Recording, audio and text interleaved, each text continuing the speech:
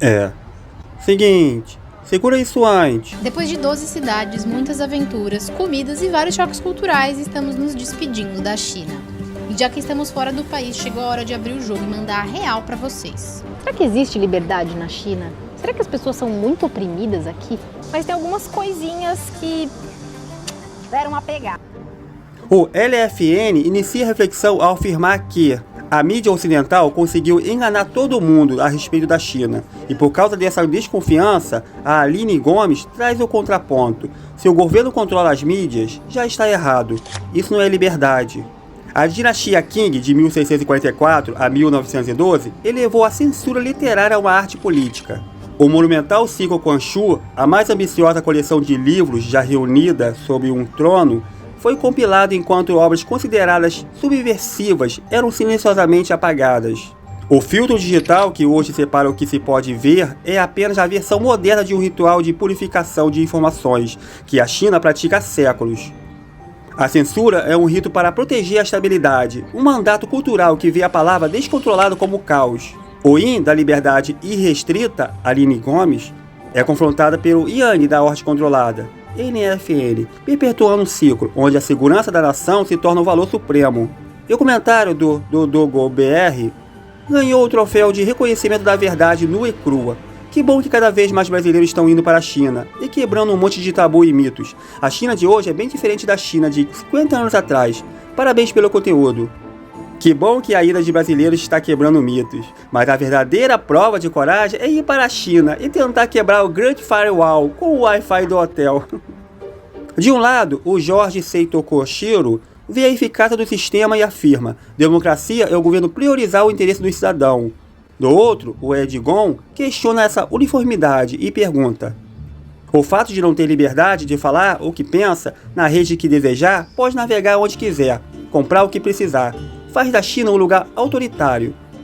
Na psicologia coletiva chinesa, o medo não se concentra no governo, mas no caos social. Assim como os leões guardiões Xixi diante dos templos, as câmeras de vigilância funcionam como amuletos modernos, olhos digitais que afastam o furto, o desvio e o crime, prometendo segurança em troca de vigilância.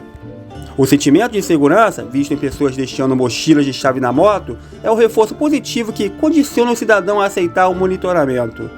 É um pacto comportamental. O desconforto de se sentir observado é Edgon. É uma pequena neurose que anula a grande fobia do brasileiro. O medo constante da violência urbana, Jorge Seito Koshiro. O sistema oferece previsibilidade e ordem, e esse é o prêmio psicológico. E o comentário do Camilo Lopes merece o registro dos anais do desejo universal. Saio diariamente para trabalhar e caminho 8 quadras de casa até o metrô. Nunca existiu um único dia sem medo de ser assaltado por ladrões de moto. Sim, eu trocaria muitas coisas pela segurança e paz. Vídeo top, obrigado. E se a segurança é o maior desejo, a China é o único lugar onde você pode largar sua mochila no assento do metrô e não ter que virar um mestre de Kung Fu para defendê-la de um ladrão de moto. Ao ler o comentário do Flávio, que contrasta a democracia brasileira, capturada pelo poder econômico com a eficiência chinesa, uma visão me transporta para a fundação do poder imperial. O conceito de mandato do céu, Tiannin, nascido na dinastia Zhou em torno de 1046 a.C. e consolidado sob a Han, ensinava que o poder só era legítimo enquanto garantisse a prosperidade e a harmonia do povo. Quando a fome, o desastre ou a corrupção tomavam o império, o céu retirava seu aval e o trono tremia. A ética confucionista, que prega o mérito e o serviço ao coletivo, sustenta esse mandato. O que o mundo vê hoje, segurança, vastas infraestruturas e erradicação da pobreza, é o símbolo de um mandato que, na ótica chinesa, está sendo cumprido. A crítica ocidental à falta de liberdade é, para Pequim, ruído distante. O mandato é garantido pelos frutos, não pela forma. É isso. Paz. Aqui. A gente recebeu um monte de comentário no Instagram quando a gente anunciou que viria pra cá. Teve um vídeo nosso em específico que viralizou e a gente recebeu uns comentários muito loucos de coisas que a gente nem imaginava que as pessoas pensavam sobre isso.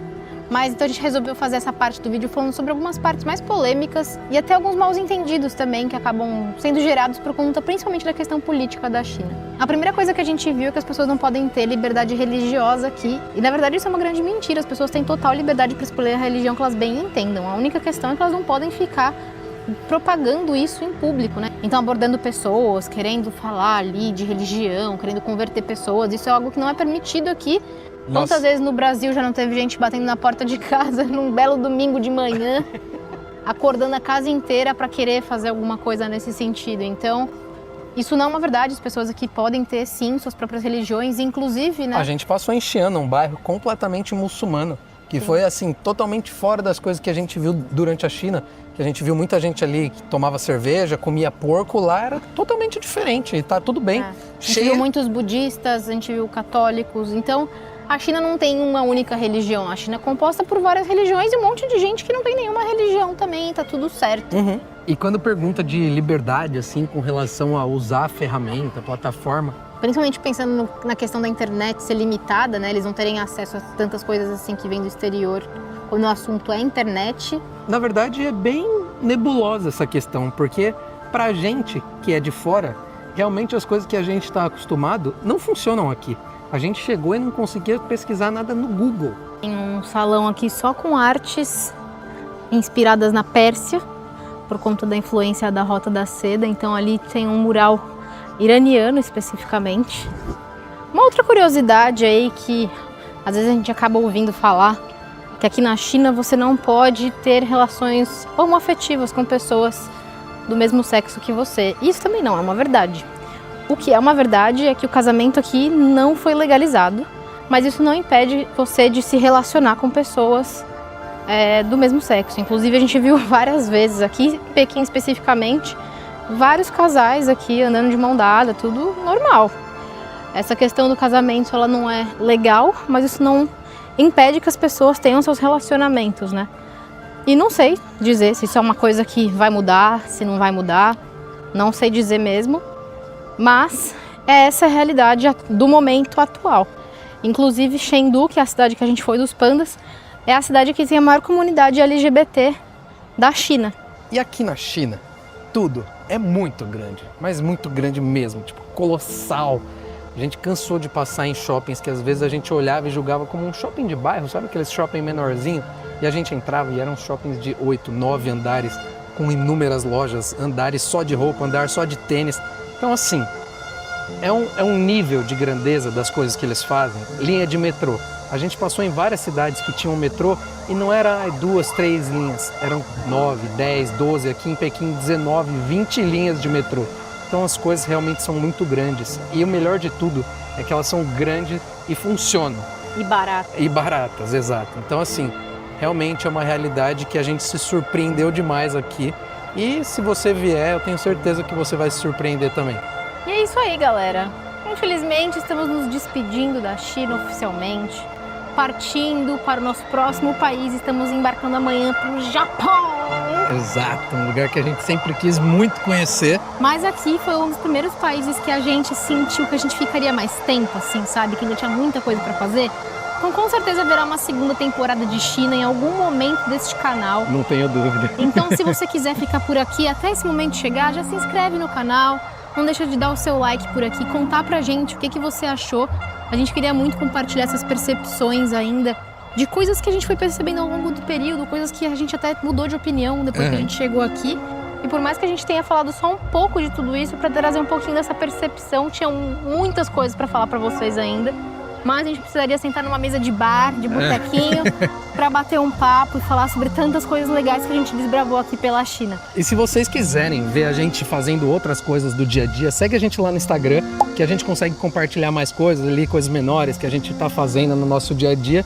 E é o mesmo arroba, o mesmo nome daqui, Casal Malas Prontas. Segue a gente lá e a gente se vê no nosso próximo destino. Tchau!